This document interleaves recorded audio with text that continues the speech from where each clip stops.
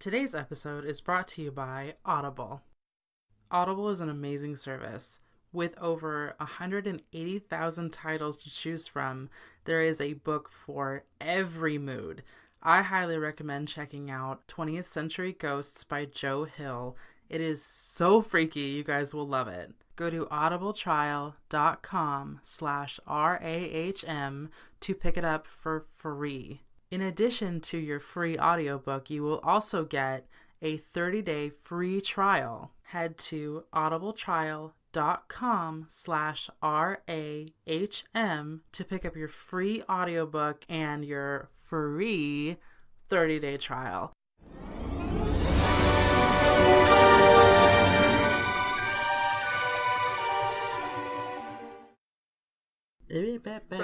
Beep. So I'm actually recording. Hi. Hey. So today we're doing a really cool thing. But the theme is our favorite sci-fi movies, and we have a very special guest, and that is why we're not doing TILs and What's New Entertainment, except I have a couple of things. But yeah, so our special guest is Mike Pecci, and I sat down with him, well, for you guys it's Thursday, but for me it was yesterday. I sat down with him yesterday and I did a really cool interview, and we get to learn all about him and his movie and the movies that freaked us out when we were kids, so on and so forth. So my only news things is that I shared this on Instagram, but Quentin Tarantino is making a Sharon Tate. It's not technically a Sharon Tate movie, but it's set on the night that it happened, the Sharon Tate murders. It's to somebody else's house. It's fine. Yeah, it's literally about the next door neighbors on that night. Yeah. Oh, I didn't even know that. I straight up didn't see that post. But the fucked up thing is that he's releasing it on the 50th anniversary. It's just brilliant. Well, yeah. He's so brutal. That's just the most amazing thing I've ever heard. And makes me love him even more. But then the other thing is not nearly as exciting. But we're on Spotify now. I think it's exciting. See, I did too. I thought it was really exciting until... So I got the email that we were on Spotify. And then that same day, every other fucking podcast was like, we're on Spotify. And I'm like, Spotify must have upload. Yeah. And I was like, fuck, I don't feel special anymore. Nice. But yeah, so we've got an interview, and then we've got another cool thing. We're going to do that right now. Okay, let's do the book of the month. I might have re-bit my tongue. Oh, Jesus. It's fine. Okay, what are we doing? Hello? Book of the month. Oh. Hello. So this is for Fun July. Yeah, our very first book of the month. And it's the kickoff of our book club. Yeah, that's right. Oh my god. Yes, that's our right. Goodreads book club. I really miss the idea of having those gather around a circle book clubs. Yeah, where you drink wine and basically don't talk about books. It's fine. It's fine. Then the one person in there, they're like, I know everything about this book. And you're like, did you read it? It doesn't sound like you read it. Losers. It's fine. So book club. Book of the month. We're going to announce, from now on, we're going to announce this on, social media on the first of every month, but then we're actually going to announce it on here on the first episode of the month. Yeah, because not every episode lands on the literal first of the month. Yeah. We got lucky this time. Yeah, that was so fucking lucky. But okay, so, due to the fact that it is Fun and Fancy Stephen King month. Yay! Our book of the month is a Stephen King book. Duh. Yeah. I mean, yeah. It could have been me and putting the friggin' ruins in my Stephen King square. That'll be in there eventually. It's fine. But so our book of the month for July is Pet Semetary. Dum dum dum. Dum. And the synopsis of that book is, I definitely read this wrong in my brain just a second ago. I read Sometimes Dead is Wetter, and I was like, ugh, gross. What is that song? Little Mermaid? Sometimes it's better down where it's wetter. Yeah. Is that where it is? Under the Sea, Little Mermaid, yes. Sometimes it's better down where it's deader. Yeah, take it from me. Okay. That's like a serial killer motto. This weird sexual thing. What is the sexual thing where you have sex with corpse? Necrophilia? Yeah, that's like the necrophilia theme song. Yay! So sometimes dead is wetter. This is a summary of Pet Semetary, by the way. When the creeds... Did you just say sometimes dead is wetter? Did you actually? No, I said sometimes dead is better. Okay, because I heard wetter. Maybe I did say wetter. Okay, sometimes dead is... My tongue is swollen. I can't talk. I don't know why we're here. Okay, so sometimes dead is better. When the creeds move into a beautiful old house in rural Maine, of course, it seems too good to be true. Physician father, beautiful wife, charming little daughter, adorable infant son, and now an idyllic home. I was like, that grammar's wrong. Hold on. As a family, they've got it all, right down to the friendly cat. But the nearby woods hide a blood-chilling truth, more terrifying than death itself, and hideously more powerful. I can't read today. That was really hard. I believe in you. You got through it. Barely. But yeah, we're going to do... So the book of the month ties into our Stephen King month. So the book of the month, the very first one, is Pet Semetary. And our Watch Along Wednesday for the... I think that's what I did. For the Watch Along Wednesday for the end of Stephen King month, we're going to do Pet Semetary. Which will be interesting because you haven't seen the movie. Pet Semetary? Yeah. No. Lots of dead animals. Yeah, it's really upsetting. Pretty much assume that. So we also came up with something a little interesting. I know that Pet Semetary can be an easy read because I think it's only like 300, 400 pages, but it's a smaller Stephen King book. It's smaller. Yeah. Yeah. So we came up with the idea that if you wanted a challenge read, like if you wanted to read this one or the Pet Semetary, or if you wanted to read both, I mean, more power to you. Yeah, if you're Stephen King level and can read 70 books in a year minimum, go for it. Seriously. We chose it for the challenge read because that one is like a brick of a book. It's a big book. It's a fucking huge book. So we all know what it is about, but I'm going to read the book summary, and that is Welcome to Derry, Maine. That's it. It's over. No, it's done. It's a small city, a place as hauntingly familiar as your own hometown. Only in Derry, the haunting is real. They were 7 teenagers when they first stumbled upon the horror.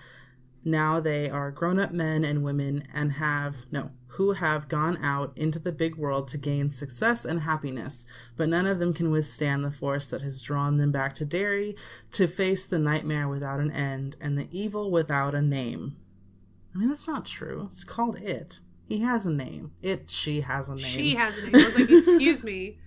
Her name isn't even the name they give her. It's upsetting. In The Giver? They give her. Oh, okay. Whatever. That's like calling it The Thing. That's true. That's fine. So you can buy both of these at Barnes & Noble, on Amazon. But, shameless plug, if you go to audibletrial.com/RAHM, you can get either one of these books for free as an audiobook. And then you'll also get a 30-day free trial. So yeah, get that free audiobook. And then you can find our book club on Goodreads, and the book club is called RAHM Podcast Book Club. Michaela will be running that. Yeah. It's fun. So, like, a lot of conversations. I mean, I'm gonna be part of it. I just don't know if I'm gonna fucking read the books. I'll probably end up just getting the audiobooks. With Audible? With Audible. Oh my god. We shouldn't do that. I was gonna say we should start a drinking game where people... We shouldn't start a drinking game. We know what happens. Okay. So we have a small theme, like I said. It's just the, our favorite sci-fis. And then we have our really awesome interview with Mike Pecci. So you can go first, if you would like, because yours is the first one. That's true. Okay, so my number one favorite sci-fi is also quite literally one of my favorite movies ever. And if you, like, step foot into my house or into my car, there's usually something somewhere that pertains to this movie. So, my number one favorite sci-fi movie of all time, probably, and it will probably stay there for my whole life. Forever and ever. Forever and ever is Alien. Yay. Whoa. Halsey. Ridley Scott. Ridley?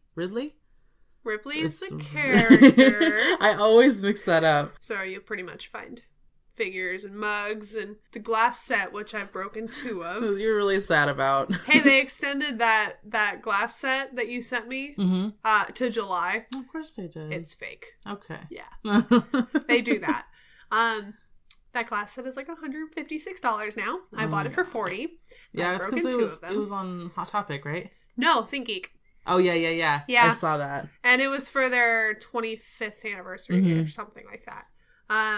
So it was super, super special. Anyways, and then 2 prints and a figurine and lots of fun stuff. So anyway, Alien, the general synopsis of my favorite movie ever, which is very lackluster. If you haven't seen the Alien series, shame on you.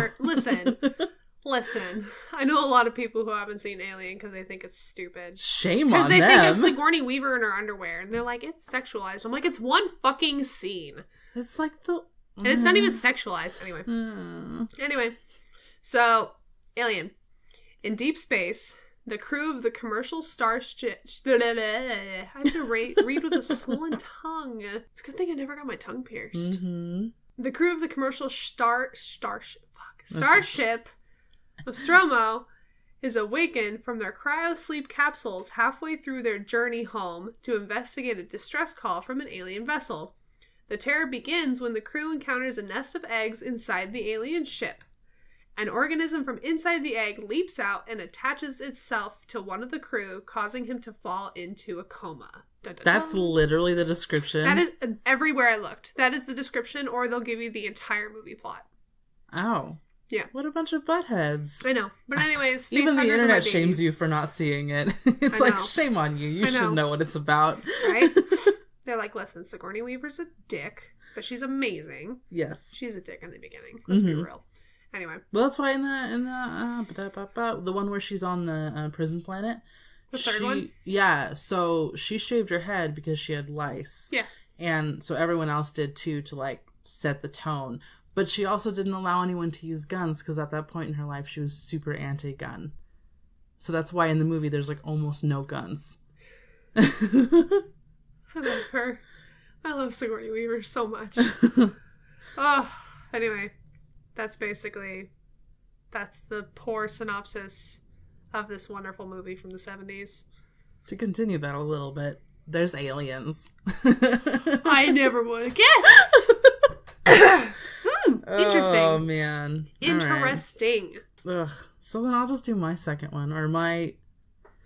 See, these are flip-flopped. I don't have any one favorite one, but mine is Aliens with S's, and that's the second one. I don't know. So the synopsis of this one is 57 years after Ellen Ripley had a close encounter with the reptilian alien creature from the first movie, she is called back, this time to help a group of highly trained colonial Marines fight off against English. The sinister extraterrestrials. But this time, the aliens have taken over a space colony on the moon LV-426. When the colonial Marines are called, they later find out that they are up against more than what they bargained for. Using specially modified machine guns and enough firepower, it's either fight or die as the Space Marines battle against the aliens. As the Marines do their best to defend themselves, Ripley must attempt to protect a young girl who is the sole survivor of the decimated space colony. I love Newt. Newt's the best. She's adorable. And if you haven't seen this movie, but you've seen South Park, you've seen a lot of references to this movie. You've seen Family Guy, The Simpsons, American Dad. A lot of pop culture references Aliens versus Alien, because Alien is much more of a horror sci-fi, whereas Aliens is much more like an adventure or horror sci-fi. I don't like. I'm in the group of I like Aliens more just because it starts and it doesn't stop until the very end, whereas Alien is like there's a lot of plot to it. It's a lot of pacing too. A lot of get to know your characters. And when we talk about, me and Mike Pecci actually talk about Alien versus Aliens in the interview. He loves the whole like android reveal in Alien, and I don't know, he's a big fan of the first Alien. Yes. And that's fine. He can have his own opinion. Oh, are you saying he's wrong? No, not even a little bit. That's what I mean. Like we're just recommending the whole interview, the whole Alien series, except for the last one. Excuse me. Resurrection? I like Resurrection. With the weird human alien? It's gross, but I like it. Like, it sucked out the whole... It's, that's a little traumatizing. But still, my God. I like that movie. Okay. And plus, that's not even... Okay, that technically is the last one, but the quote-unquote... I don't count the new last one. I don't... Don't even talk to me about Covenant. The last prequel. Listen, also, don't shit on Covenant. That was a good movie, too. Covenant was the first one of the new ones, right? What do you mean, of the new ones? Because Covenant is after Prometheus. You liked Covenant? I loved Prometheus. I love Covenant. But I couldn't get around. Anyways, let's not do this. Love it. Okay, so what's your second favorite sci-fi movie? So my second favorite sci-fi movie, you're legally not allowed to watch it unless you've seen Firefly. Legally. Okay, but I'm gonna spoil it and say that... Well, I'm gonna spoil it, and you might hate me a little bit. I just said Firefly. What? I just said Firefly. No, spoil my... Whatever. I saw Serenity before I even saw Firefly. I don't know why. I almost did that. I'm really glad I didn't. Because I didn't know what it was, and it came out in theaters, and my dad was like, hey, let's go see this awesome movie. This looks like a cool sci-fi western. Yeah, and so then afterwards I was like, oh, well, there's a bunch of backstory that I don't fucking understand. So then I watched it, and then I rewatched Serenity, and I was like, okay, I get it. Yeah, when I first ever saw a poster for Serenity, anything, I was in early high school, I think, and I saw the first time you saw Firefly? No, the Serenity poster. Oh, okay, yeah. And I saw it on Netflix. Oh, yeah. And I was like, oh, this sounds really cool, but I don't know, it just seems like weird, so I didn't watch it, because I could watch whatever I wanted. It was Netflix instant streaming. Yeah. Come on. So I didn't watch it. And then, when I was 18, I moved in with my cousin and her friends, and they were like, you've never seen Firefly? And I was like, no, I've never seen Firefly. They're like, you need to watch Firefly. And that's literally what we did. My Firefly posters in my hallway, they had them first. That's how I found them. Oh. So, yeah. I love those. They're like super art deco. No. What's it called? Whatever. Stained glassy? Maybe? No. I don't know. No. Anyway. Love them. So anyways, my second... Art Nouveau.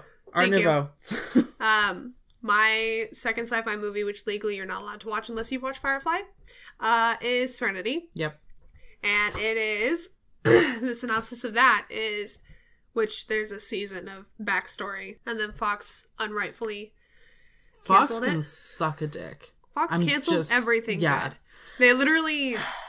They place their bets on really bad show times. Mm-hmm. And then they're like, oh, this show's doing shitty, and they throw it away. And it's like 15 years later, and everybody's like, so when are you going to bring back Firefly? Still mad about it. Yeah. 15 years later. So, okay. In this continuation of the television series Firefly, a group of rebels travels the outskirts of space aboard their ship, which is called Serenity, outside the reach of the Alliance, a sinister regime that controls most of the universe. After the crew takes in Simon and his psychic sister River, who are my favorite humans ever. Mm-hmm. I have a cat named after River, whom he has just rescued from Alliance forces. Simon rescued River. They find themselves being pursued by the Operative, an Alliance agent who will stop at nothing to find them. I love him. Like, he's probably my favorite bad guy ever. The Operative? Yeah. 2x2 Hands of Blue? That's not exactly him, but the Alliance crew, when they try to take her back, they're like, 2x2 Hands of Blue. Yeah, it's fucking creepy. I love this movie more than life itself sometimes. Serenity's really good. But I also love Firefly. And I'm still mad. Yeah. It's fine. The fucking Reavers are terrifying too. Oh, they're fine. I love... Oh, you find out so much shit in Serenity, you have to watch Firefly first. Yeah. Because you find all that shit out and I love Firefly so much. So, my second one, I don't know why my brain just stopped. It's like, what are you trying to say right now? Is The Thing. And we actually I just showed Kayla the original today, like half an hour ago. Showed me both. Yeah, we did a double feature. I showed her the prequel, which was made like 7 years ago, and then I showed her the original. And yeah, U.S. Research Station, Antarctica, early winter 1982. Apparently it's like scripts. Enter Antarctica. Damn. The base is suddenly buzzed by a helicopter from a nearby Norwegian research station. They are trying to kill a dog that has escaped from their base. After the destruction of the Norwegian chopper, the members of the U.S. team fly to the Norwegian base only to discover that all of them are dead or missing. They do find the remains of a strange creature the Norwegians burned. The Americans take to their base and deduce that it is an alien life form. After a while, it is apparent that the alien can take over and assimilate into other life forms, including humans, and can spread like a virus. This means that anyone at the base could be inhabited by the Thing, and tensions escalate. Fucking my favorite movie. One of the reasons why, so like, it's one of my favorite horror sci-fis, and I added it for like a few reasons. Not only is it my favorite horror sci-fi, but it is the movie that we saw, 12 km, which is by Mike Pecci. A lot of that movie was based off of The Thing. Like the feel and the tension, the fact that it was based in the 80s and it was like a research station in the middle of the fucking Russian wilderness and stuff like that. So I can see it now. Yeah. After watching 12 km and then watching this, you can really see it. He said that that movie and then anything done by Ridley Scott is pretty much his inspiration. So I thought that was really interesting, and I actually wanted to talk to you about something, but it's definitely spoiling it. But if you guys haven't seen The Thing original, but yeah, so the thing was made in 1982. So if you haven't seen it, then I mean, go fucking watch it. I feel like anything outside of a 15-year gap doesn't require like a spoiler alert. I'm like, just go fucking see it. So the end of the movie, I won't entirely spoil it, but the two guys that are sitting there, there's a theory that the guy who's not Kurt Russell, he is infected, but we don't see why. And so the theories are, one of them is that there's no breath. He doesn't have any like cold breath coming out, so he's not breathing at all. And then the second theory, there's a couple other ones that I don't really remember, but then the second one is that while he was in the cave, but when he was down there, he replaced the whiskey with fuel, like car fuel. Yeah. And at the end, he chuckles when the other guy takes a swig of the bottle, and the theory is that he was infected or he was the Thing, because the Thing wouldn't know what whiskey tasted like. And we never actually saw Kurt Russell take a swig of the bottle. So, like, he's sitting there, like, sharing this whiskey, quote unquote. And we're sitting here going, that's fucking car fuel. Yeah. Not whiskey. But anyways, it's an interesting theory. There's, like, seriously, like, whole people dedicate their lives to shit like this. And it's so fascinating. Don't go down the conspiracy theory hole. It is. If you do, just go down it on YouTube. Everyone else has already done it for you. Or Reddit. Yeah. Or Reddit, yeah. If let you choose else to do read. The work. Yeah. Okay, yeah. So if we're done with our themes, then I guess I'm going to start the interview. And this was so much fun.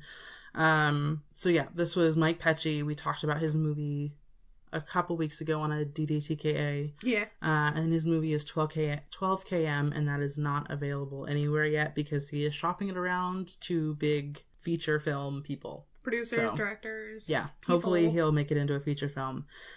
So enjoy.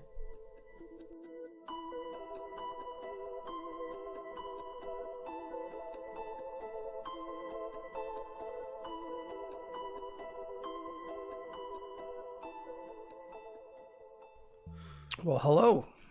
Well, hello. Thank you so much for joining me today. Yeah, no problem. Thank you for having me. I always love to sit around and talk about horror movies and stuff. It's the cool shit. Right? Yeah, and your film is really good. So I jumped on the opportunity because we're trying to get all these new, I guess, non-anxiousness going. So we're trying to reach out to people, and it was really cool that you accepted. So thank you so much. No, of course. Like I said, I love chatting about the horror genre. I like talking about, obviously the movie shit that I do. It's right. It's cool. It's cool that there are people interested. So I'm always into that. Totally. So I guess, like you said, you just wanted to wing it, but I'm very much an organization person. And so I have a few talking points. So basically, I mean, just start it off by talking about your movie in depth, because I didn't want to give away too much when we talked about it before. So I guess coming from the horse's mouth might be good. Sure. Well, you just want me to get into it? Or do you want to ask me some questions? What are you feeling? I mean, in just a general thing, I guess. Talk about it. Talk about what you love. How'd you come up with the idea? You mentioned in your emails that working with a movie that wasn't filmed in your language was interesting, and so yeah, just get into all that stuff. All right, well, I guess I should probably start at the beginning. So okay. Where did this movie come from? I think I think I just got a happy anniversary from Tumblr, because I had made the website on Tumblr, and I think it's its 4th year anniversary from when I first made the website, which is pretty fucking crazy. Yeah. So I would say it's probably 5 years ago now. I went on a date. So I actually went out with this girl who at the time, I went out with my girlfriend. At the time, we just started dating. We had been friends before that, and we started to make things official. And she was always up my ass about going ice skating. Now, at this point, I'm 35 years old. I've never put a pair of fucking ice skates on in my life. And I'm still trying to be kind of a tough guy, and I'm sort of maybe, it sounds like a good idea. And I'm always kind of brushing it off. And I got one of those, well, you never do what I want to do lines. So I figured, what's the worst that's going to happen? I'll throw on some ice skates and maybe I'll sprain an ankle or something. So, okay, I'll pony up and I'll do this. And we ended up going down. I don't know if you've ever, I live out here in Boston, so I don't know if you've ever been out. It's cool. It's a cool spot. And there's this big, during the holiday season, there's this big pond downtown called Frog Pond, where all the dating couples go. It's the super romantic spot. So we ended up going down to this place, and I'm putting on ice skates for the first time and kind of freaking out as I walk around on blades, basically. And she drags me out on the ice, and I'm out there on the ice, and there are all these little kids skating circles around me, and she's pulling me along, and I'm just getting frustrated. And I basically say to her, just skate off. Let me figure this out. If these kids can figure this out, I can figure this out. Go do your thing. So she skates away, and I push off, and when I do, I slip backwards, basically doing almost like a cartoon back. Oh no! Half cartwheel, and then land on my skull. And the last thing I hear is the sound of an old oak barrel breaking. Uh-oh. Yeah, and so I'm out cold. Apparently, everybody on the rink heard me hit. The people that ran the ice skating rink refused to believe that I was in any sort of danger, so they just sort of brought out orange cones and set up a little caution cone thing around me so that people can continue to skate. And the girl that I was with, begged them to call the ambulance, and I ended up waking up in the intensive care ward with a doctor shining a flashlight in my face. Huh. And at that point, I wake up and I'm like, fuck, I broke a leg. I must have passed out. And I've been working as a director for years, and I've never really taken time off. And I'm just sort of going, fuck, I've got all this shit I got to do. And the doctor looks down at me and he goes, okay, here's the deal. No bullshit. You've cracked your skull. You're bleeding internally. Whoa. Yeah. You're bleeding internally. What we usually do is we usually drill a hole in your skull to release the pressure, because this blood, it's a hematoma, which is basically this pocket of blood that's compressing your brain. And what we normally do is drill, but we can't because it's on the main blood vessel. So if we drill just like a fraction too deep, you bleed out and you die. And so Holy shit. they're like, so what we're doing is we're going to sit here and we're going to wait and see if the bleeding stops. But you can't go to sleep, and you should probably call your family. And so that was my girlfriend's first real interaction with my family, calling them to let me know, or let them know that I'm about to die in the hospital. Oh no. And the adventure began. So I ended up in intensive care for about 5 days. They kept me awake for about 48 hours. I started to hallucinate pretty crazily, and because of the pressure on my brain, I started to see things, and I was convinced that the shadows in the room were coming to life. And I was more convinced that my inner voice didn't belong to me anymore, that someone else was speaking inside my head. And the funny thing is that while I was there, I was so fascinated by it, I had my girl record my ramblings on her phone, and I still have those recordings somewhere of me just going, I can't believe what's going on, and you got to get all this down. This is such a great thing. So I ended up in intensive care 5 days. The bleeding stopped. I ended up in recovery for about 5 months. And I was on forced leave. I wasn't allowed to do anything. So I can't sit still. And I was so incredibly fascinated by the experience that I've been through that I started to write a script. And I had heard years prior, I'd heard about this story that in Russia in the 1980s, there was a team of scientists that dug the deepest hole known to man. They drilled 12 kilometers down into the planet, and there was this myth circulating. I think it was spread around by some sort of Christian or Catholic community, saying that they had lowered microphones down into this planet and they heard the sounds of hell. They heard people screaming down on this planet. And I had heard this story previously, and I thought it was pretty cool. I thought the whole screaming thing was kind of cheesy. And at one point I was like, I'm going to do a short film with this. And I'll do it all in Russian. It'll be fucking crazy. And then I just couldn't find a good reason for it, or I couldn't find people that would be interested in helping finance that, because who the fuck cares, you know? So when I was writing the story about losing your inner voice and all this other stuff, I had to come up with sort of an origin for it. And that story from Russia sort of came back. And so I, in between headaches and crazy vertigo spouts and multiple concussions, I would sort of write out the first draft of a feature version of this idea. And once I got the clean bill of health, I was incredibly fortunate. I didn't have any side effects. I recovered completely. That's really good. Yeah, I came back out, and I turned to my business partner. I said, I'm making a fucking movie. And shot what is the short, which is basically ultimately it serves as a proof of concept for the longer film. Which is very awesome, because it's amazing as it is. Oh, thank you. And I ended up making it a bit longer than I normally would. Most proof of concepts are usually like a scene or maybe a trailer or something like that. But I had just been through some really miserable shit. I did a fan film for The Punisher, and I had brought in all my crew, and we worked our asses off, and we did this amazing thing. And we started to talk about it online, and fans got really excited, and they were saying that it was the best thing that Marvel's ever put out, and blah, blah, blah, blah. And Marvel got really upset about it and sent us a cease and desist order, and we weren't allowed to release it or anything else. Oh, no.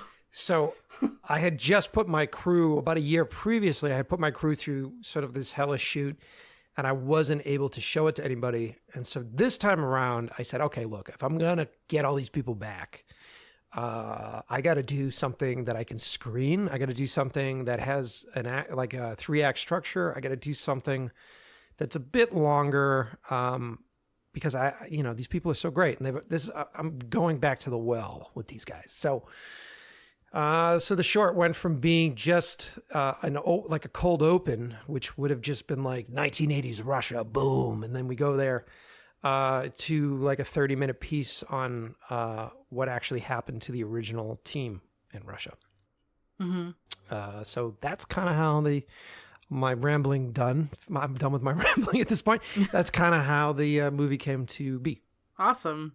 And then, so like working with a Russian script, was that at all difficult, or were the actors really good about it? And I guess, well, like, how difficult was it?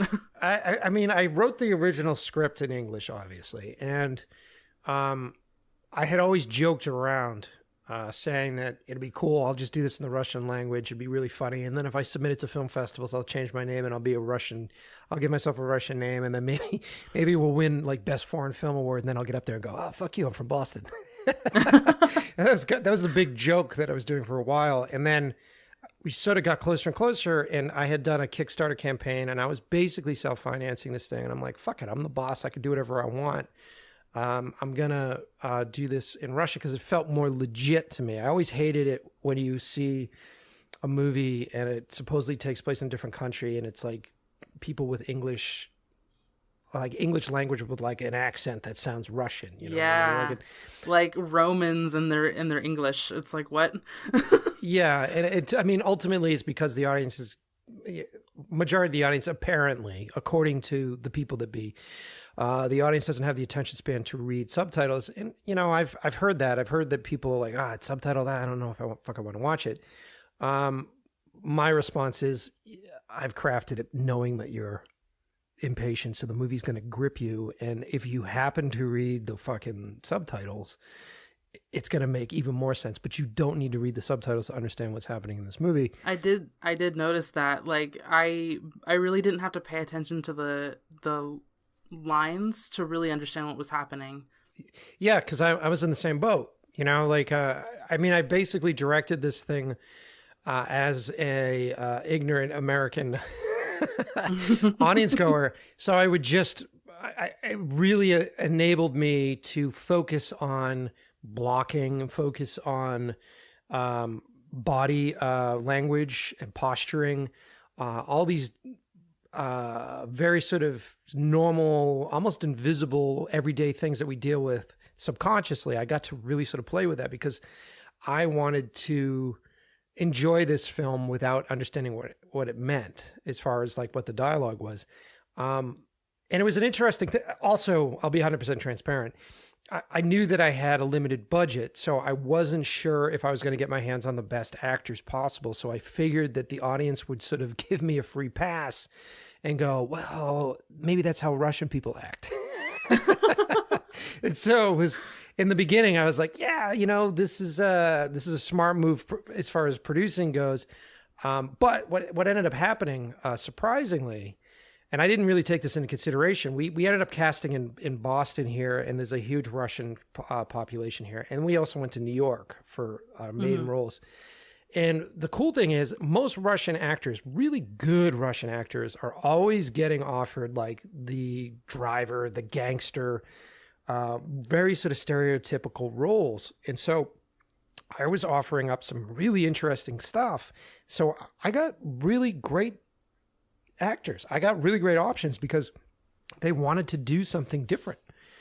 And so that ended up being really cool. And then when I did the casting sessions, the lead in our film, R. Wooland, he also speaks Russian. So I had him help me, and him and I have been friends for a while. And I had him help me do the casting sessions, and I told him, just do the casting sessions in Russian. I don't need to know what they're saying. I just want to see if I'm captivated by these people. And it worked out really well. I ended up finding Ernst Oren, who plays the professor. He's phenomenal. He's an amazing stage actor. He was described to me as like the Al Pacino of Russia, and it turns out he was. He's fantastic. And then Pavel, one of my good friends, he plays a sound technician in it. He's amazing. He's so good with physical tics and sort of discovering like the subconscious behind a character and how to like physically portray it.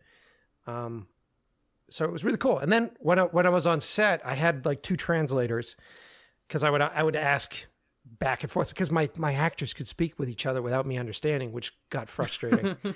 So I would just be standing there going to one translator, what did he say? And then turn to the other translator and go, what did they say? And so like I would just cross-reference all the time. And then I had the script translated. I had it checked multiple times. And then when we're on set, I had the translators keep an eye on the dialogue.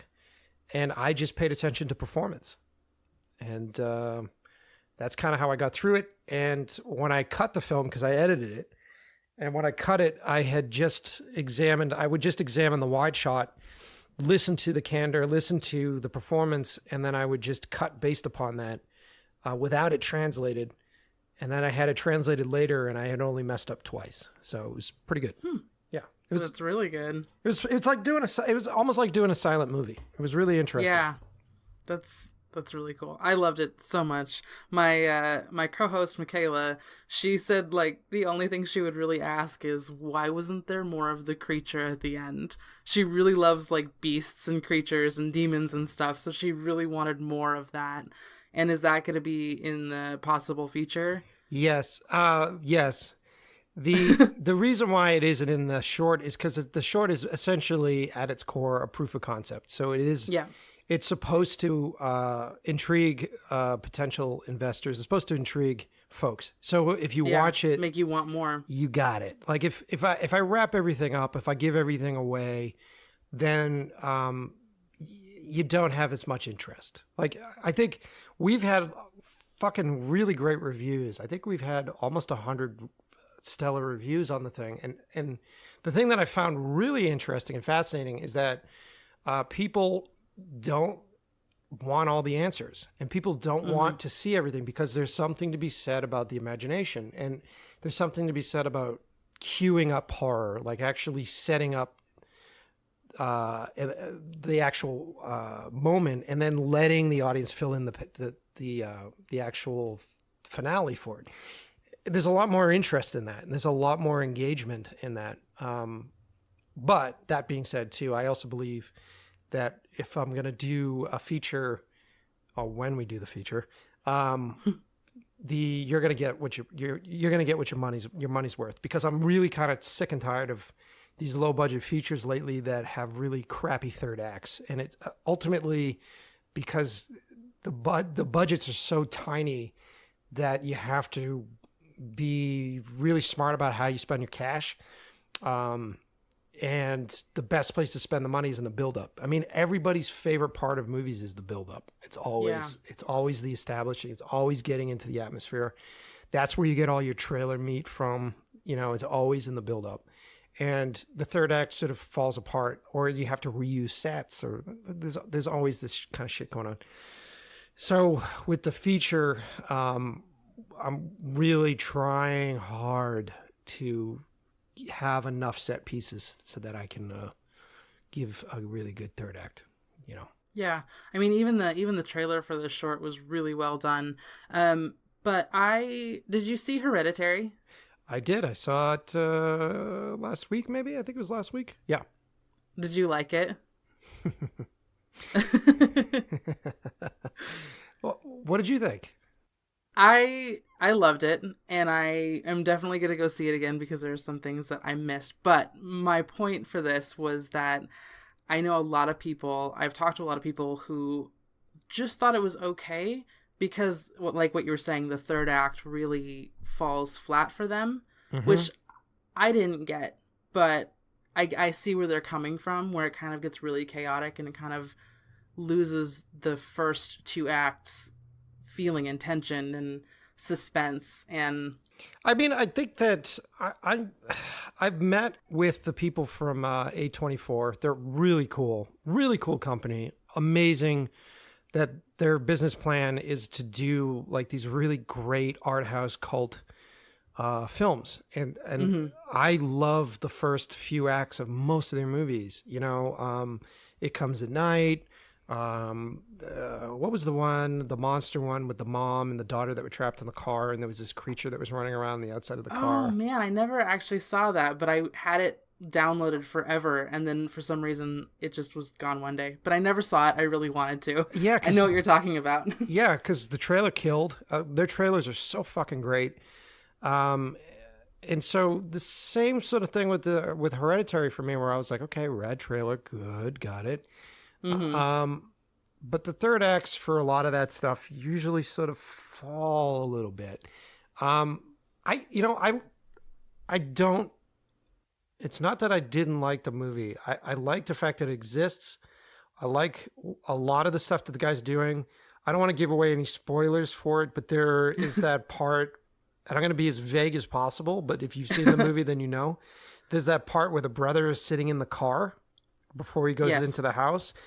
That was worth the whole fucking movie. Like that, exactly. That's the only scene that I really talk about all the time. Yeah, that is. It got to me. That is worth the whole fucking movie. I mean, it's at its best. That's what that whole thing is. Do I think it's the best thing ever? No. And you know, it's.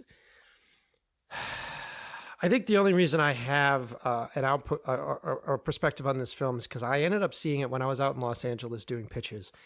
And a typical move for Hollywood is that when anything ever gets any sort of attention, then everybody out there is like, have you seen Hereditary? It's the most amazing movie ever. Have you seen it? Have you seen it? It's the most amazing thing. And it's like, okay, cool. If I was out here 3 weeks prior to this, it would have been, have you seen A Quiet Place? It's the most amazing thing ever. It's the most amazing thing ever.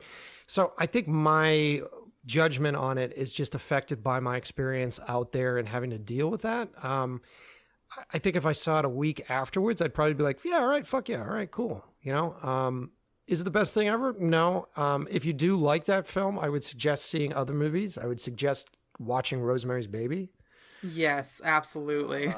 Because that is heavily influenced. This movie is very influenced by that film. You obviously watch the original Exorcist. There's a bunch of those films that are just beyond the 20-year mark. Yeah. And I feel like once you get out that far, then everybody forgets they exist. I think Rosemary's Baby came back around a little bit because it was its like 50th anniversary or something, so it got a lot of attention. Yeah, it's a fucking fantastic movie, and that movie does incredibly well. Like I'm not spoiling anything. The movie's been around for 50 years. Like the way that the neighbors treat her in that movie is so beautifully done and so naturally done and so perfect. And that movie itself just felt like it belonged. There was a good message. There was a very strong women's movement message in it. Like it was just a great movie quietly. Yeah. And I get the marketing campaign strategies that this movie has, and part of their whole marketing campaign is to get everybody to talk about it. And I feel like that might have just sort of tainted it for me. But that's just me. Who gives a fuck? Who cares what I think? You know what I mean? I mean, go see the movie, obviously, but yeah, sure. I get it from both sides. Okay, so do you have anything else like detailed about your film before I ask a few more like personal questions?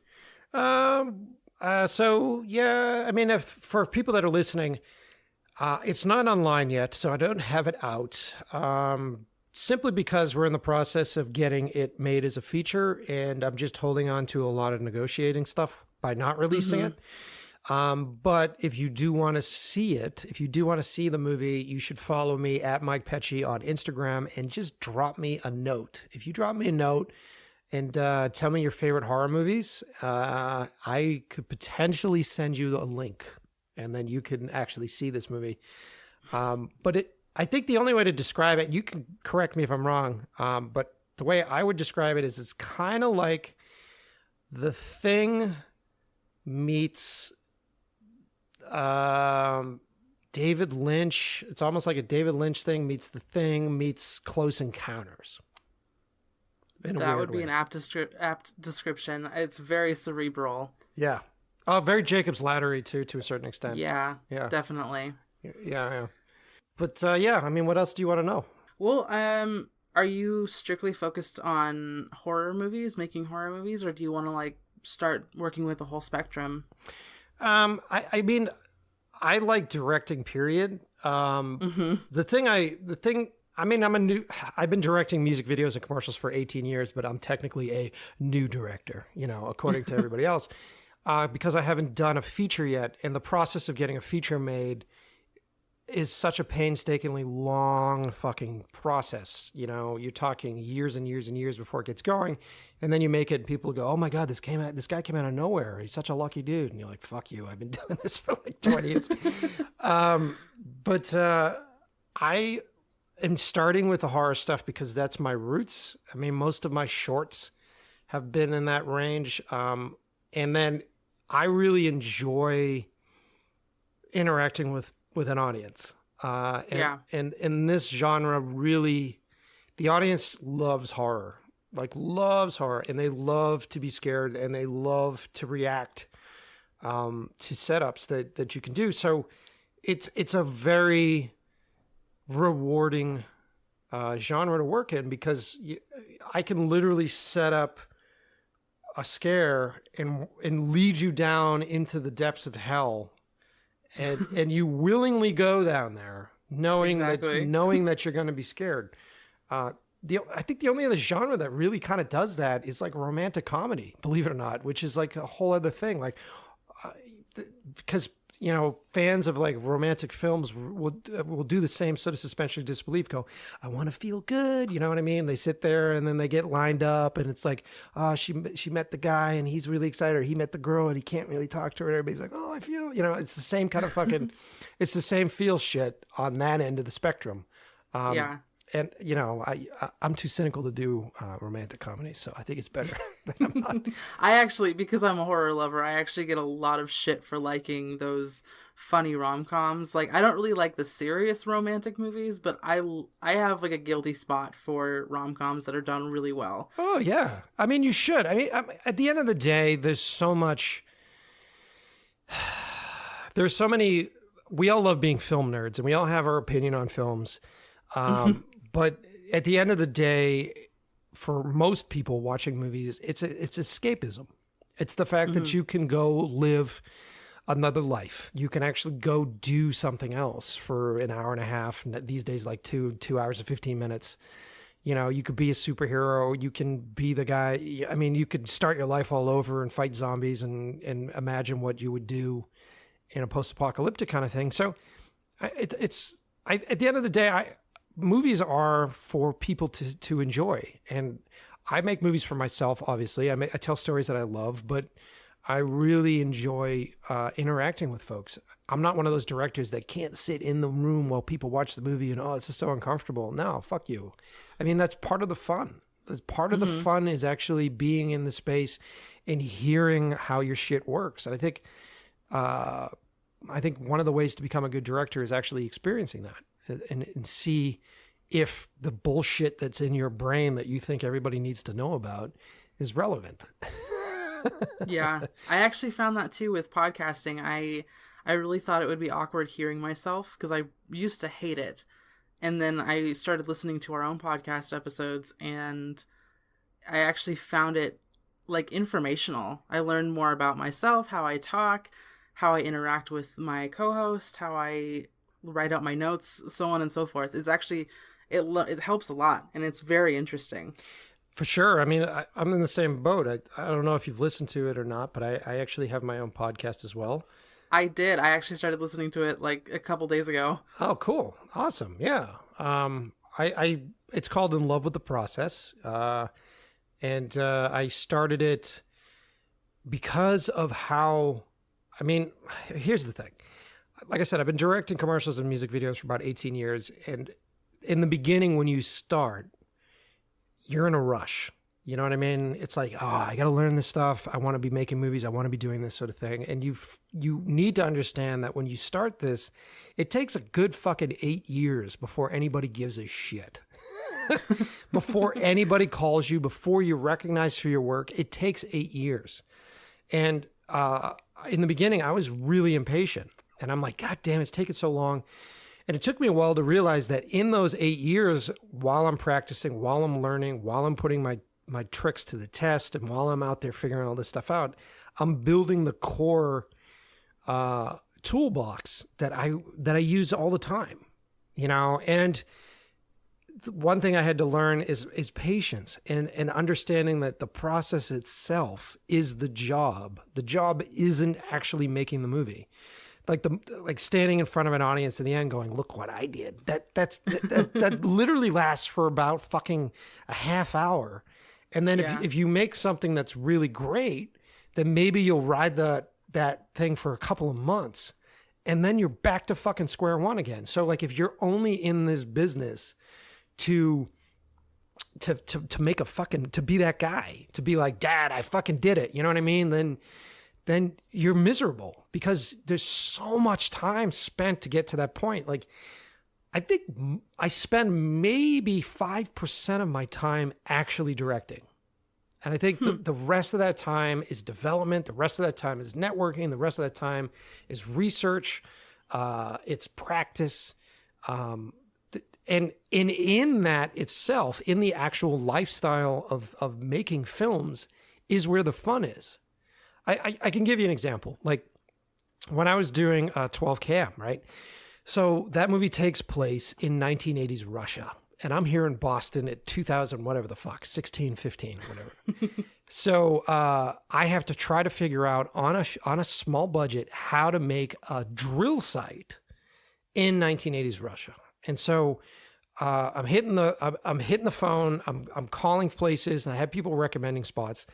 And I get a phone call from a power plant in Salem, Massachusetts, you know, the witch trials and all that kind of shit. Mm-hmm. So I get a call from this power plant that is ultimately going to be closing down soon. It's like an old school power plant. And they're like, we hear that you're interested in looking at a location for your movie. We would love for you to come and check this place out.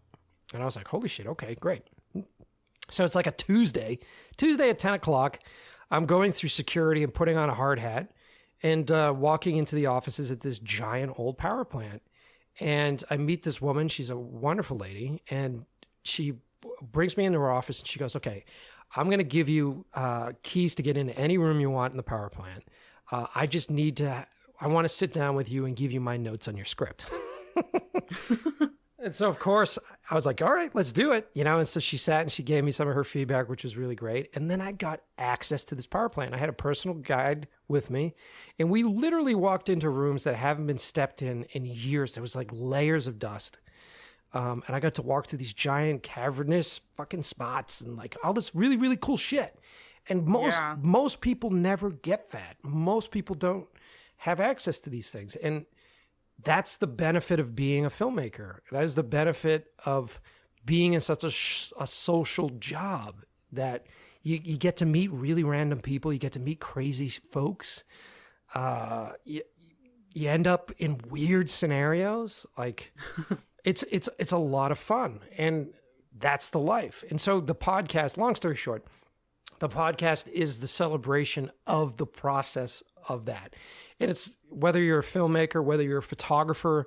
I'm interviewing chefs now. I'm interviewing anybody that basically gives their life up for their art. And we sort of get into all sorts of topics of like, how do you survive and how do you stay influenced, down to like, you know, how do you do your fucking taxes right? And like there are all the shit that they don't teach you in film school. You know, you go to a fucking film school and you walk out of there with 4 years of student loan debt, and then you go out into the workforce, and turns out you do free work for 3 years. Yeah. You know? And so that's what the podcast is about. It's a fun little thing that I do on my spare time. And now that I'm getting access by doing a bunch of these features, I'm getting access to a lot of things that many young filmmakers, shit that I wished that someone would tell me about like 5 years ago. So that's kind of why I'm doing the show. That's really cool. That sounds like everything's really surreal in the movie business. Yeah. I mean, yeah. What do I have for stories? It's all wacky shit. Like what ends up happening is you go like really normal. You have like a really normal existence.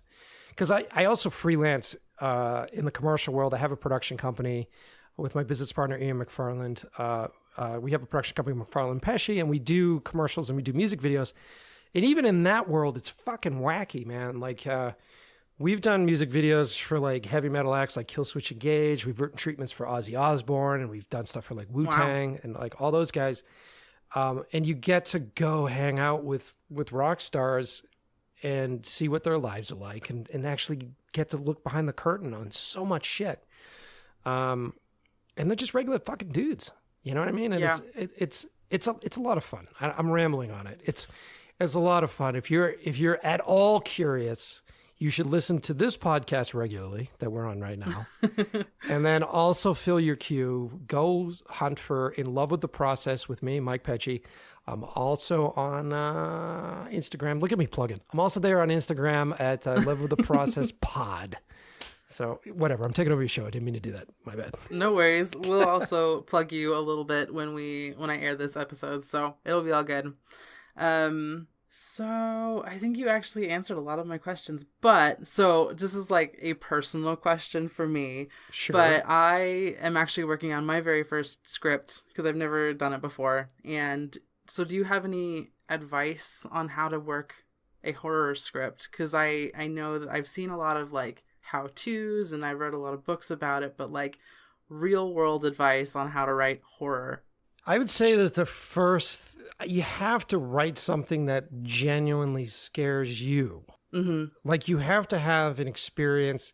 I think it helps if you have some sort of personal experience. At the end of the day, everybody always says, write what you know. Write what you know. Because two reasons, I think. One, when you're in a pitch room and you're trying to convince an actor, or you're sitting in a room with a crew of 40 fucking people and they're all looking at you going, why does this mean anything? You can just reach back into your personal experience and go, this is why I know this is good, because I've had some sort of personal experience with that. I think that's the most important thing when you're starting an idea. And then two, if it doesn't scare you, then it's not going to fucking scare anybody else that watches it, you know? And I mean, just have it scare you in the beginning, because by the time you get to the end, you're going to forget why it was fucking scary. Like when I finish an edit, I'm like, I don't even know if this is fucking scary anymore. You know what I mean? And so what I try to do is I have people come in at different stages that I have vetted and understanding like what their tastes of movies are. And then I have them watch stuff so that they can start to react to things. A, so I know if I'm doing it right, but B, so I can start to feel it again. Because the process of making something, the long haul, sort of scrubs out whatever your first initial feeling is. But you got to start there. You got to start there. And then, like, how far are you in your script? Have you started writing a draft? Like, what is your process? Currently I have like no middle, but I have like 5 beginnings.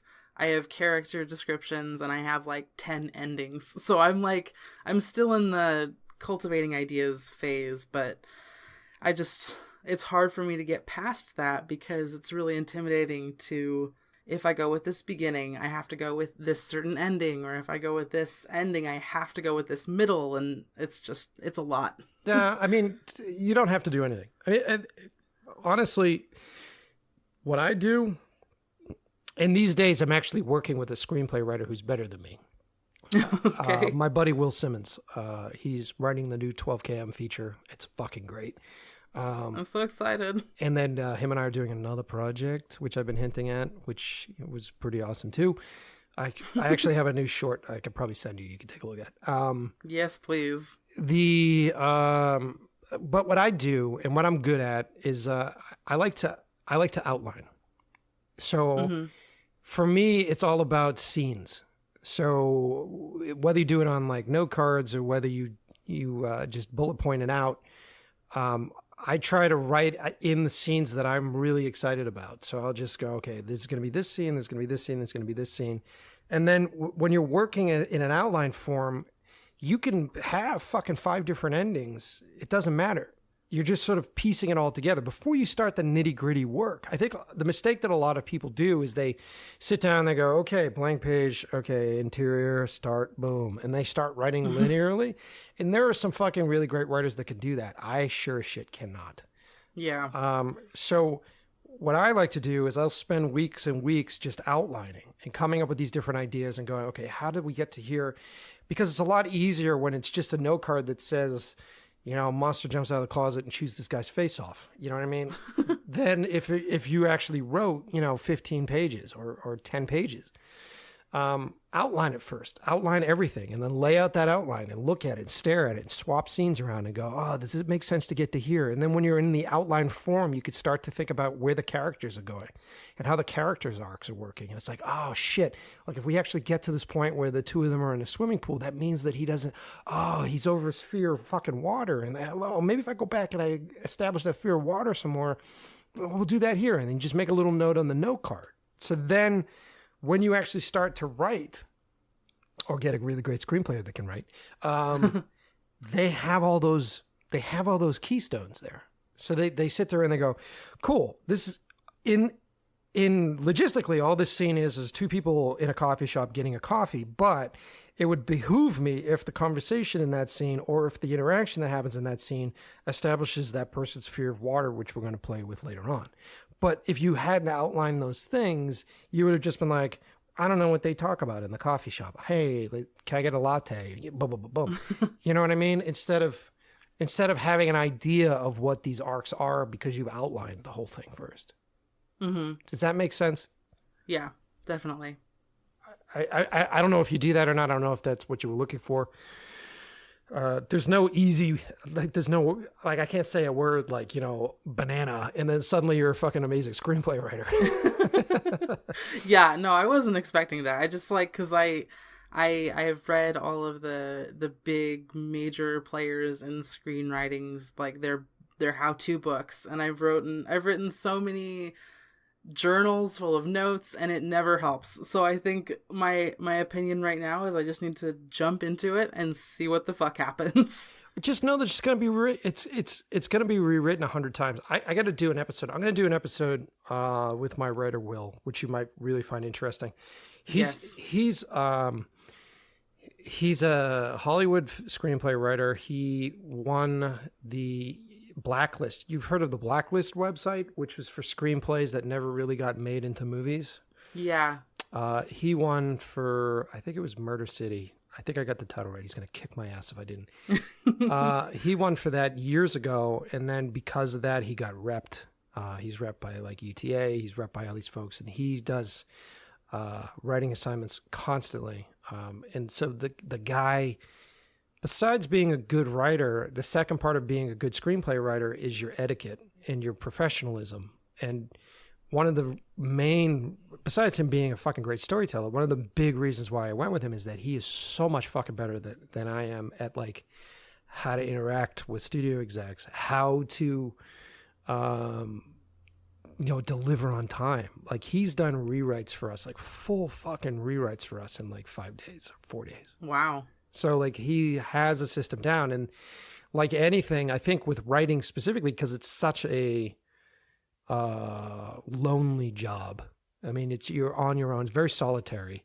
You have to sort of create these rhythms. You have to create this system for yourself. Like how do I wake up and write, and like consistency, and how do I turn these things around, and how do I put that stuff in? He's gotten really fucking good at it. Like I learn a lot from the dude as I work with him. So yeah, I don't know. I'm rambling. I'll try to get him on an episode. If you want to tune into that, he'll have more shit to say about it. He'll be listening to this podcast going, Mike, I do all the fucking writing. Why are you talking about screenplays? All right. So I guess, everything we've really done is good. That made sense. My English is poor right now. So I just have a couple of last questions. Our theme for this episode is our favorite sci-fi movies. We have 2 favorite sci-fi movies. And what are yours? Ooh, sci-fi, huh? Mm-hmm. Are we talking sci-fi like a blanketed sci-fi? Are we talking sci-fi action, sci-fi adventure, sci-fi horror? Well, okay, so we're like a more of a horror movie podcast, so probably be safe and say how like sci-fi horror. Okay. All right. So, all right. So I'm trying to be clever and run it through my brain and sort of filter things out.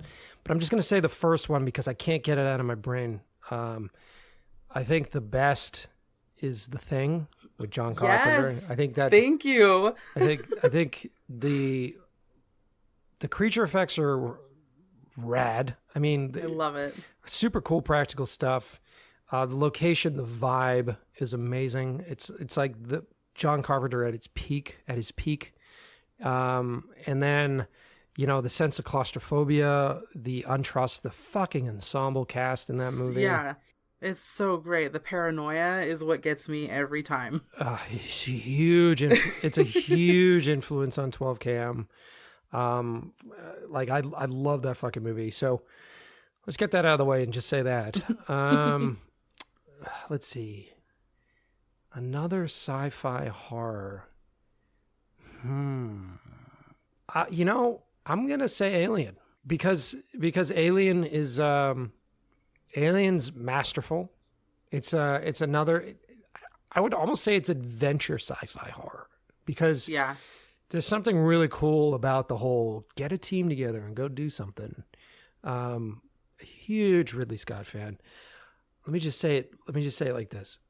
I would love to work with Ridley Scott someday. Ridley Scott, if you're listening. I'll say it. Wouldn't it be really cool if 12 Cam was with Ridley Scott? And I'll just give you that audio bite because we'll see how things go a couple months from now. But yeah, no. Alien, fuck yeah. Great cast. Great reveal on the fucking android, by the way. Like, no, yes, everybody gets a boner for the fucking Xenomorph. Fantastic, amazing concept, amazing, all that shit. But the reveal for the fucking android and that performance by what's his name? Is it Ian Holmes or something? What the fuck is his name? I think so. He played like Bilbo Baggins, right? In the Lord of the Rings. He destroys it. And if you watch that movie again, and when they're off looking at the spaceship and he's back at the monitors, and he sort of has that moment before he sits down in the chair where he jogs really quick in place, and you're sort of sitting there going, maybe it's just really cold there, and that's why he's got to warm himself up. But then when you find out he's a fucking android, it's like some weird little android glitch. Like, it's fucking rad. And I love the way that movie looks. And I when you watch 12 Cam, you'll see, I keep plugging my shit. When you watch 12 Cam, you'll see that I shot that with old school 1970s anamorphic, Russian anamorphic lenses. Wow. Because of the way that glass processes the light from that time period. We slapped it on like an Airy or whatever, so it's on some digital back, but the lenses are fucking phenomenal. And when you go back and you look at movies like Alien and that stuff, I just believe them so much more because it's not clean, it's not pristine. There's so much of this new shit right now that is so fucking clear and clean that the suspension of belief goes out the window for me, because if you get in my car and you drive my fucking car, my windshield's filthy. You know what I mean? Yeah. So the world is not that clean. So that's a long story short. That's kind of why I love the way that Alien looks. And I would say that The Thing and Alien, I'd like to be more clever about my selections, but nah, those are good ones. Our choices were The Thing, Aliens, Alien, and Serenity. So you guys went Aliens first. Why'd you go? That's just my pick. So we just do it like our first pick, our second pick, and then so on and so forth. But Michaela is in love with the original Alien, and I first fell in love with Aliens. So I don't know. Well, why? Why is Aliens more appealing to you? The whole scene, the get away from her, you bitch. That's just like female empowerment all over it. So. Very much so. Very much so. And dare I say female empowerment all over it without patting themselves on the back for doing female empowerment. Exactly. You know? And also that was the one with why am I forgetting his name? Who, Lance the actor who died recently. Not Bill Pullman. Bill Paxton. Oh God, yeah, Bill Paxton. Yes. Yeah.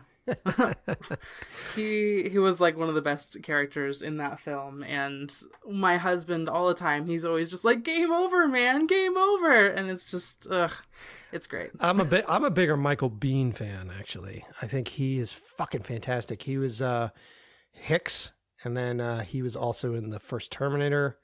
Yes. He was also in a little nugget called Navy SEALs, which is a giant piece of shit, but it's a wonderful giant piece of shit. And I think Bill Paxton was in that. I think Bill Paxton was in that. He was in that. Charlie Sheen was in that. And a couple other dudes. A little nugget called Navy SEALs.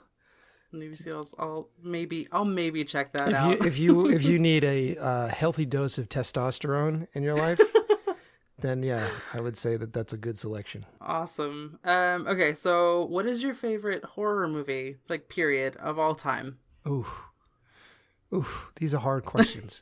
I know. It's trying to make you think. And I'm not worried about how people judge me. I'm just judging myself here. I'm just sitting here going, trying to be clever to your own brain. Horror. Okay, let's think about this. How do I break this down? I would say, because the Thing and Alien would fit in this category, but all right. Well, I would say close runners for this would obviously be The Shining. I think The Shining is phenomenal. I think the performances in The Shining are phenomenal, and I also look like that little kid when I was growing up. Did you really? Yeah, almost identical. I would also say. Fucking Nightmare on Elm Street is a really close runner-up. Really good. Yeah, fuck yeah, man. Like, that movie was fantastic. And I would also say Halloween. Yeah, Halloween. Maybe almost Halloween 2, but because Halloween 2 is fucking... Everybody's going, oh my God. But Halloween 2 is fucking great, actually. But the best... Okay, you know what? I'm going to answer this question in a weird way. I will tell you about a movie that scared the fuck out of me when I was a kid. And I don't know if it's going to be my vote for the best movie ever. But when I was younger, I have an uncle who was slightly, he's probably like 10, 15 years older than me. So he was kind of like an older brother. And he would randomly come by the house, and he had a couple VHS tapes that he brought over back in the time when we went to the fucking video store for a shit. Right? And he had a couple VHS tapes, and it was like a Saturday or something, and he wanted to watch it with my parents, and they looked at the rating on the tape, and they're like, oh, Mike, you can't watch this. And I was like really butthurt by it. And I was like, really? And they're like, yeah, you got to go upstairs. You got to leave. So I left. So they watched this movie, and then they went out for dinner, and I snuck downstairs, and I fucking popped this movie in. And this movie, and I regretted it. As a kid, I regretted it. This movie is called Dreamscape, okay? And it stars Dennis Quaid. And the premise of the movie is that there are some psychic kids. I think there are psychic kids or psychic folks that were brought into some sort of government facility, and they were trying to teach them how to visit people's dreams. So they were going into folks' dreams through this psychic shit.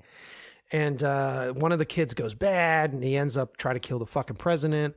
But there was a scene in this movie that they go into like this old president's dream, and they're on this fucking train, and the train's driving through fucking hell. And so out the windows, it's like burning and really sort of scary shit. And this bad kid goes into the president's dream, and he's gonna murder him. And these other kids try to stop him, and they go in and they watch him as he walks down this train, and the president has in his dream some sort of security force in front of him. And this kid, Freddy Krueger style, reaches in and pulls a heart out of the security guy. And God. And it was like fucking scary as shit. And how old was I? I was probably like early teenager. And I remember fucking freaking the fuck out, and I had nightmares about that fucking scene. And I've watched the movie since. Cheesy. But my point is that most of the shit that we fucking love and that scare the fuck out of us, especially us as filmmakers, is shit that we see when like we're from the ages of like 8 to 13. Yep. And so most of these lists are based upon that. Most of these lists are based upon that moment that I was fucking scared. When you get so scared that you can't shut the lights off, and like, you know, like the trees outside moving means something. Yeah. And the more movies you see and the older you get, the more you lose that gut feeling.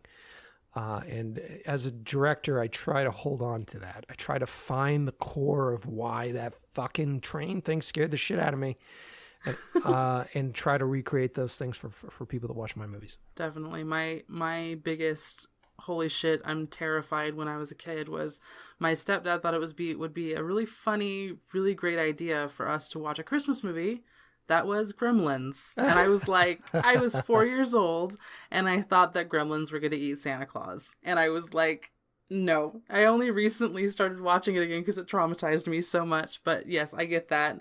I also had another one. My family went camping somewhere, and my older adults, like my aunt and my uncle and my parents, they were all watching Jurassic Park, and I wasn't allowed to watch it. So I snuck into the living room and like peeked behind a wall right in the scene where the guy is in the car, and then the big whatever the fuck that dinosaur is that spits acid and then like eats him. It scared the crap out of me. And I don't know why, because I watch it again like every year and I'm like, that's fucking hilarious. It's great. You know what? Last night I was watching The Lost World. Like, Spielberg is such a huge fucking influence, and he has such a great way of making a movie from a child's perspective, or from a kid's perspective, with the adventure and with the way the camera moves. And then there's that bit in The Lost World where, what's his name is being chased by the little compies, like the little tiny dinosaurs, and they're constantly jumping on him and biting him, and he's trying to throw rocks at them, keep him away. Yeah. And then he finally jumps over that log, and he disappears from camera's view, and all the little dinosaurs jump over the log, and you hear him scream, and then you just see blood come down in the water. And that moment's fucking terrifying. And you don't see bones and blood and all that other shit. Like it's so perfectly crafted. And it's beautiful. And it's PG-13 shit, you know, and you're making something that is twice as scary as like, you know, fucking fetish porn and Hellraiser. Right? You know? So, cool shit. I love that shit. Definitely. I think that's all the questions I have. I mean, do you have any questions for me? What was your favorite recent horror movie? We're actually doing an episode on this, like, in a couple of weeks. But I really loved Hereditary, but I think that I really enjoyed, just this year, one of my favorite films that came out was Pyewacket. Which one is that? I don't think I've seen that one. It's an IFC Midnight film. It's got Laurie Holden from like The Walking Dead. Uh-huh. And this teenage girl, she really hates her mom, like angsty teenage girls do. So she goes into the woods and summons this demon. And I mean, that's all I'm going to say. I'm not going to spoil the rest. But it's really good and it's really intense. And it's pretty much all psychological until the last like 20 minutes. Until it gets really intense and really brutal. Oh, cool. So it's really good. It's a really well done independent film. Oh, cool. I got to see that one. I haven't seen it. Rad. Okay. Cool. I like it. Awesome. I like it. Well, I think I'm done. Thank you so much. I'm really nervous and I hate exits. So thank you for being on the episode, and thank you for dealing with my neuroses of having to organize things. Hey, it's totally cool. I understand. And I appreciate you guys watching the movie, and I appreciate you guys having me on the episode. And, I'll send you over my new one. Yes, please. You just have to keep it under wraps. But I will say this. It's a Christmas horror movie. Oh, shit. That's like awesome. I'm so excited now. So, yeah, that's the new one that hopefully we'll be able to start releasing soon. So, yeah. Awesome. Well, thank you again. And it was nice talking to you. Nice getting to know you. Yeah, it was really nice talking to you too. I appreciate everything. Thank you so much.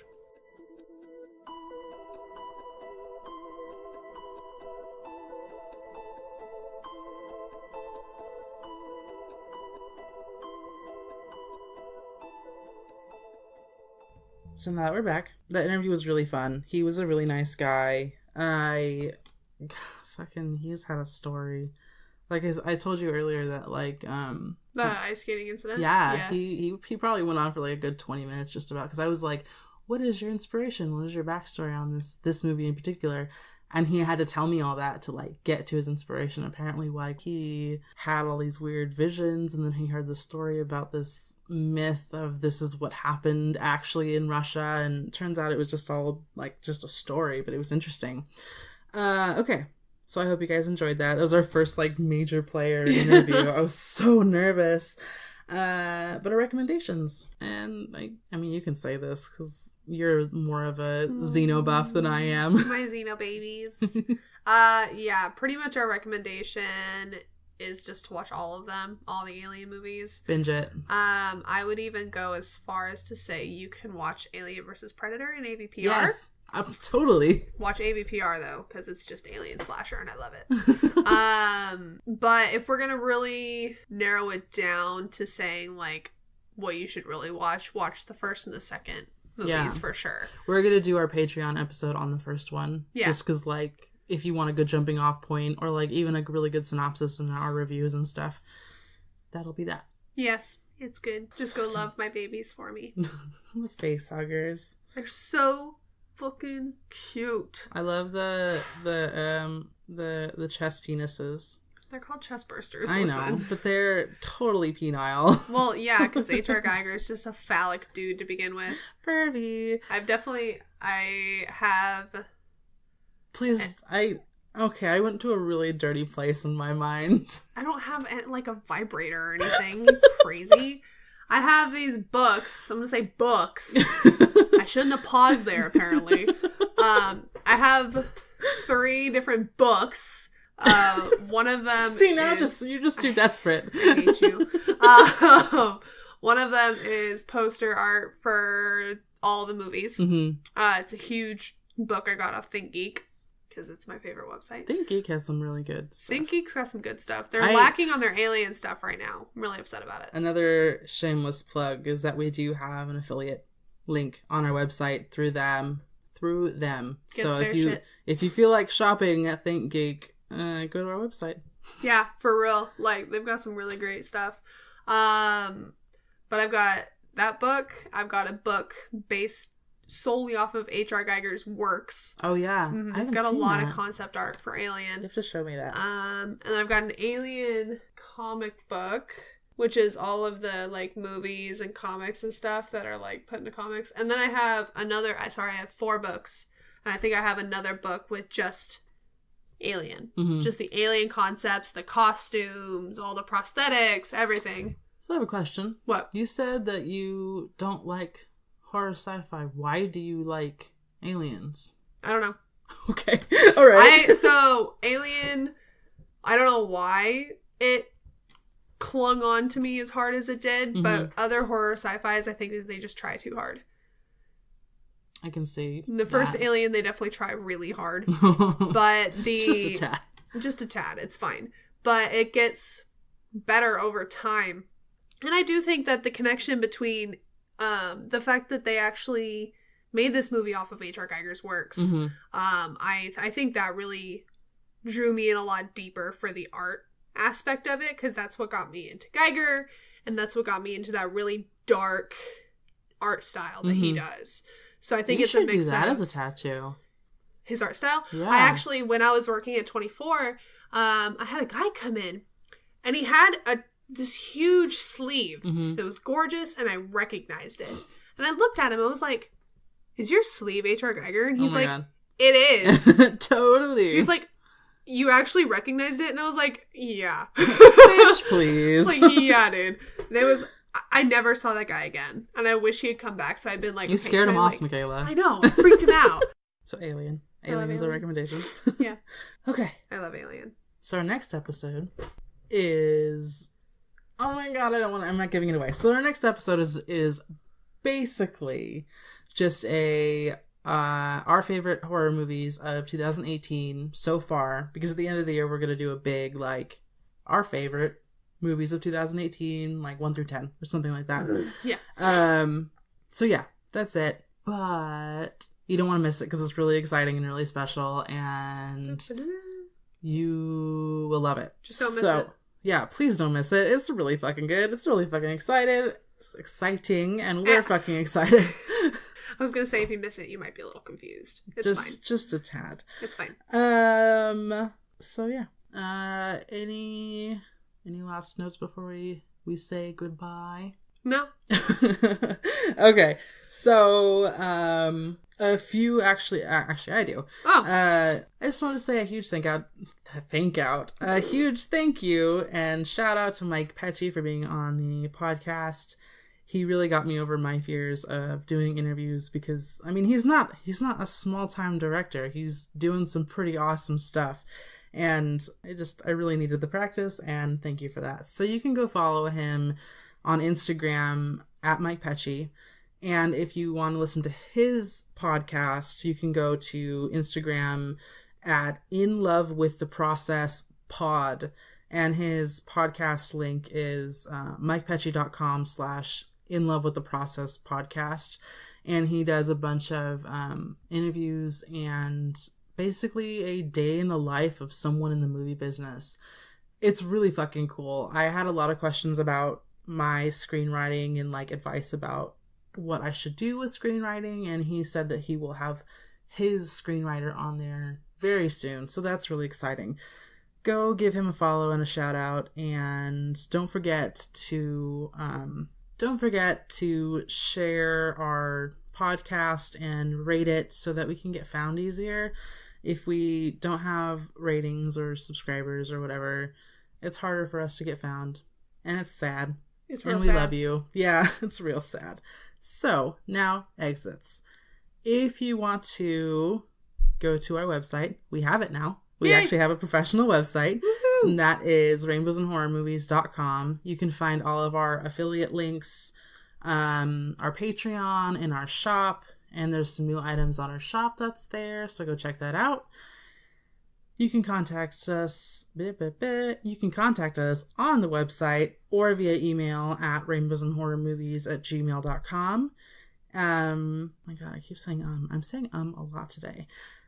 Black Cat Club episodes and other bonus content are at patreon.com/RAHM podcast, which you can also find on the website. Find us on social media at RAHM podcast. I am on both Twitter and Instagram at DKDub. Michaela is on Instagram at Interstellar Camper and on Twitter at That Girl Michaela. God, I said at the very fucking end. I said It's fine. Thank you guys for listening. Bye. Bye.